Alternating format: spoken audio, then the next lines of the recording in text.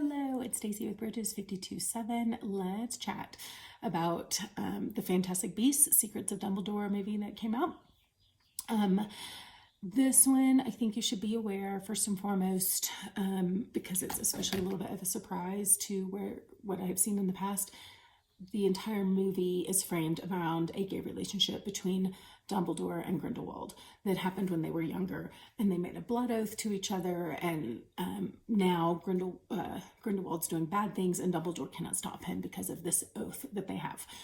So I think you need to know that that is a framework for the entire show, and be aware if how you feel about taking your kids to see that. So I will say I don't think it was necessary at all. They could have just been like dear friends and made a blood oath like as brothers. It could have easily just been a relationship that was a definite choice they made to enter that aspect into the universe. So for what it's worth, I will say that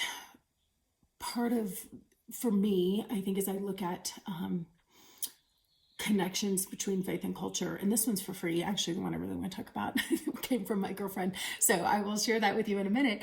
But the thing that this whole blood oath thing reminds me of is just the things that can happen when our hearts get connected to someone else, and those. So a lot of people kind of I've heard a lot of charismatic churches talk about heartstrings and getting your heart connected to other people. And I think there's a lot of truth to this. Like the Bible talks a lot about guarding your heart, for it's the wellspring of life, not arousing or awaking love until it pleases.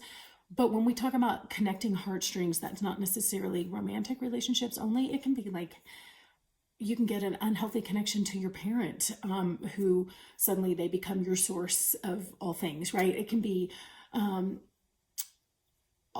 would say people that, you don't even have to know the person, but if they become someone you idolize or who has certain kinds of power over you, there's all kinds of things where those relationships we have that could be good, healthy, normal relationships. You can have a spouse that suddenly your heart is unhealthily connected to and I would say, I just was reading on Facebook today, someone that I know had been in an abusive marriage for 6 years and just was saying, like, you never think that you would allow someone to treat you that way. And it's like, she was calling out someone else who she had witnessed being really kind of abused in public, just saying, oh my gosh, can I tell you that on the other side, how much stronger you will feel and how free you will feel like when you leave that, but how she spent 6 years in bondage.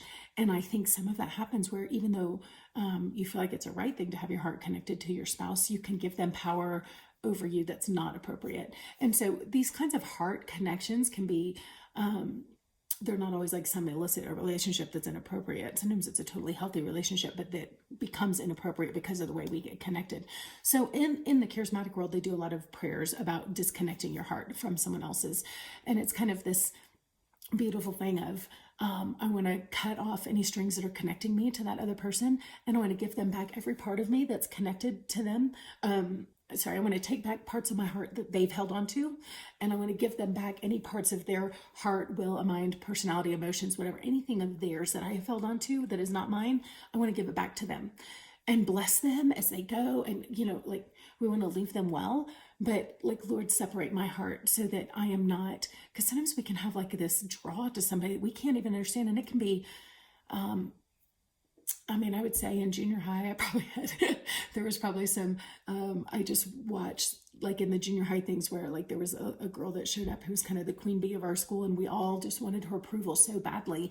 And there was probably some inappropriate, like on a tame level, but there was probably some issues there where it might have been good to have separated, and just recognize like maybe I was giving that person too much power, right? So like I said, these aren't necessarily horrible, bad relationship things. It can just be subtle little things where suddenly I'm realizing like, oh, I'm getting my identity from that person, and I need to like pray about that and cut that off. That person's not my source of identity or validation or anything else like the Lord is. So I think in this movie, we see they made a pact with each other that causes all kinds of problem, but it was really not a healthy connection to the heart. And so when Grindelwald started acting inappropriately and doing things he shouldn't have done, Dumbledore was not able to act against him. and partly because of this bond, but I would say, like, in a spiritual sense, it was like a heart connection that he wasn't able to move against this person, even though he believed what he was doing was wrong. And so you get other people to help you stand against somebody. And I think there's actually a really great analogy in that for relational kinds of things that happen, and how sometimes we need other people to help us do what's right because our hearts can't move against this person. But then as he stood up for the truth and as he defended someone and was able to do the right thing, that bond was broken. And so it was really about him being able to unentangle his heart from Dumbledore, from Grindelwald's, from this kind of inappropriate connection they had made. So I think there's a really cool analogy in that, and it didn't have to be a gay relationship to make that point. But regardless, that's a really deep that may not be for your little ones, but that's a pretty cool deep spiritual truth, I would say, that they were making in that movie, whether or not they meant to. But the other thing I wanted to mention is I went with my friend, and to be honest, I'm not entirely sure like where her what her faith is really like. We talk some, she knows where I stand. I know she doesn't pursue church and reading her Bible and stuff quite the way I do. So, but we went to the movies, and she knows I do these movie reviews. So one of my favorite people on the planet. I love her to death. So we go to the movie, and then she's been texting me. So I'm going to read, because this is part of why I want to do these movies, because I think it's the rising tide, right, that raises all ships. As I have begun to search the Lord in this way, and people know that I'm looking for the Lord to speak in things, people go with me to the movies, and then they start listening for God to speak to them too. And they start looking for connections. And I didn't have a conversation with her about this. We just went to the movie. We talked about if we liked it or not. Talked about some themes. I mean, we didn't have a spiritual conversation at all. And actually, I had to split right afterwards because I had a meeting I had to get to. So it was quick in and out. But then she's texting me because she's percolating, because she knows that's how I think. And it started affecting those seeds that I've been planting have been, she's just like, they're reaping a harvest in her life, whether she wants it or not.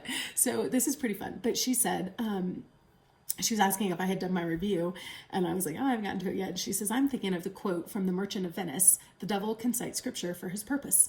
So here's the other thing. The Lord speaks to us in the language that we understand. He comes to us in things that we have access to. So she may not know in the Bible where it says that, but she totally knows in Shakespeare where that comes up. And so the Lord speaks in that. And I remember Louise Amperini talking about being out lost at sea on the raft. The guy from Unbroken, if you have seen the movie or read the book, but in the book, he talked about he didn't know how to pray, but he knew he needed to start praying, and he knew there was a God, didn't know how to find him. So he started thinking of movies that he had seen where they prayed in the movies, and they were literally his teachers. He started mimicking movies that he had seen and prayer. And that was where his relationship with the Lord started. And I love that, because I think it's so easy to villainize Hollywood rather than pray for it. And I don't agree with everything that's coming out of there for sure. But yet I still see the Lord speaking to me all the time through Hollywood and the things that they put out. And then I love hearing other people say they've had the same experience. So anyways, for my friend, she's a theater buff. And so Shakespeare gave her truth. So the devil can quote scripture for his purpose, and which certainly is what happened in the garden. Not the garden, in the wilderness with Jesus. Right? Satan came and tempted him, and he always tempted him with scripture, and Jesus responded with scripture. But Satan knows the Bible, so I was like, oh.